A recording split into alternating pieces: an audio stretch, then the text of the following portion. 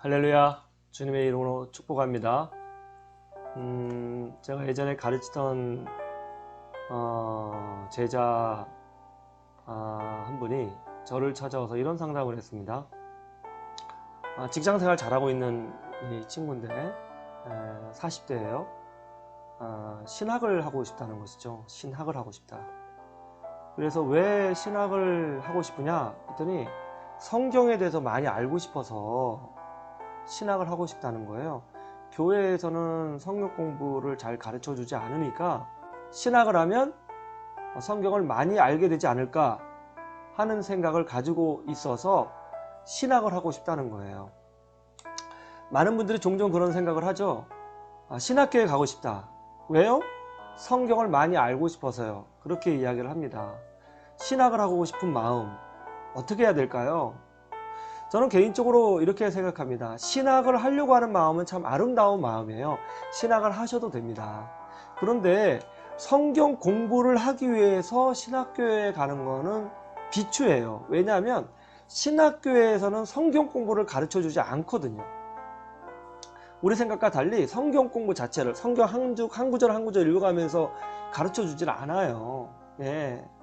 그러나 내가 신학을 하고 싶고 그거를 통해서 교회를 섬기고 싶은 마음이 있는 것, 그것 자체는 굉장히 아름답다고 생각을 해요. 많은 분들이 그렇게 얘기하죠. 신학교를 갈 때에 사명이 있느냐 콜링이 있느냐. 여러분 어떻게 생각하세요? 내가 신학교에 가고 싶다, 성경을 많이 공부하고 싶다, 이런 생각이 들 때 이걸로 한번 점검해 보면 좋겠습니다. 첫 번째 하나님의 부르심에 대한 확신이 있느냐, 이게 중요하고요. 또 하나 중요한 건 뭐냐면 교회를 섬기는 것이 너무너무 즐겁고 행복해요. 예, 교회에 있는 게 너무너무 즐겁고 행복해요. 예, 하나님을 섬기는 게 너무 즐겁고 성도를 섬기는 게 너무 즐겁고 하나님 말씀을 가르쳐 주는 게 너무나 즐겁고 행복해요. 예, 그러면 저는 괜찮다고 생각합니다.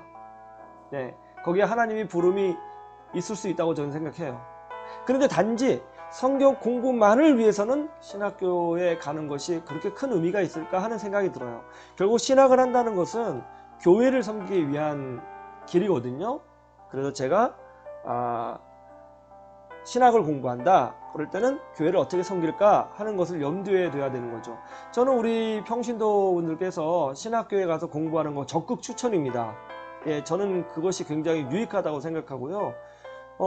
열심히 교회를 섬기다가 하나님의 은혜를 더 깊이 깨닫고 콜링이 느껴져서 또 신학을 하고 공부를 하고 훈련되어서 교회를 섬기고 사역자의 길로 가는 거 아름다운 길이라고 저는 생각해요. 저는 박수 쳐드리고 싶습니다. 예.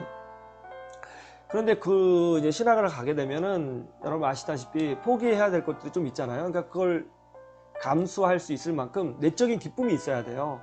예, 영성 훈련도 되어 있어야 하고요. 그래서 신학을 하는 것은 찬성이다. 저는 그렇게 말씀드리고요. 단지 성경 공부만을 위해서는 아니다 라고 말씀드려요. 왜냐하면 신학교에 가면은 성경 공부만 시키지는 않아요. 이제 말 그대로 신학을 배우거든요. 신학이라는 것은 성경을 보는 관점을 배우는 거예요. 그러니까 사이비도 성경을 보고 이슬람교도 성경을 보고 유대교도 성경을 보고 뭐 천주교도 성경을 보고 우리 장로교도 성경을 보지 않습니까? 예, 똑같은 성경을 보고 있어요. 그것을 하나님 말씀으로 섬기고 있죠. 뭐가 문제일까요? 왜 다른 얘기를 할까요? 이유는 하나예요. 성경을 보는 관점이 조금씩 다르기 때문에 그런 거예요.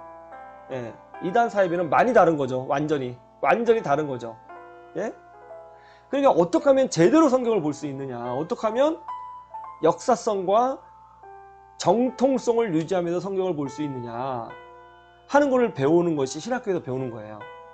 예, 물론 성경을 많이 다루지만 그런 것들을 쭉 배워가서 이 성경 말씀은 이런 관점으로 해석을 하고 봐야 정확하게 모세 시대부터 지금까지 일관된 관점으로 볼 수가 있겠구나 하는 걸 배워가는 거죠. 예, 역사적, 그죠? 역사적, 그리고 문법적, 그죠? 그 과정을 배워가는 거예요. 그러니까 이제 신학교에서 성경 공부만 한다, 그거는 약간 이제 오해가 있으신 것 같습니다. 그런데 만약에 내가 성경 공부만 하고 싶다 그러면 제일 좋은 방법은 이제 다니시는 교회 목사님에게 요청해서 성경 공부를 가르쳐 달라고 하는 게 제일 좋아요. 교회 밖에서 하는 성경 공부는 매우 위험합니다. 왜냐하면 말씀드렸잖아요. 관점을 가지고 성경을 봐야 되는데 교회 밖에는 어떤 관점을 가지고 다른 관점을 가지고 이상한 관점을 가지고 성경을 보고 그것을 나한테 주입시킬 수 있잖아요. 내가 성경을 보는 관점이 체계화되지 않는 상태에서 그냥 성경 한 절 두 절 가지고 단편적인 것을 모아서 어떤 교묘한 사상을 만들어낼 수 있거든요. 단편적인 성경 위험한 겁니다. 한 구절 두 구절 가지고 성경 전체를 풀어버리려고 하는 거 굉장히 위험한 거예요. 그래서 이제 다니시는 교회 담임 목사님이 성경 공부를 가르쳐 주는 게 제일 좋고, 만약 그런 성경 공부 과정이 없다면 목사님에게 성경 공부를 해달라고 요청하시는 것이 제일 좋습니다. 만약 그것도 안 된다면 이제 기독교 서점에 가면 정통 신학교 교수님들 혹은 목사님들이 발행한 성경 공부 교재들이 있어요. 그걸 통해서 스스로 공부하셔도 되고요. 그것도 안 된다고 하면 이제 극동방송에 보면 성경 공부 코너가 있거든요. 그걸 또 이용하셔도 되고, 또 CTS라든가 또 이런 건전한 기독교 매체를 통해서도 성경 공부를 하실 수가 있습니다.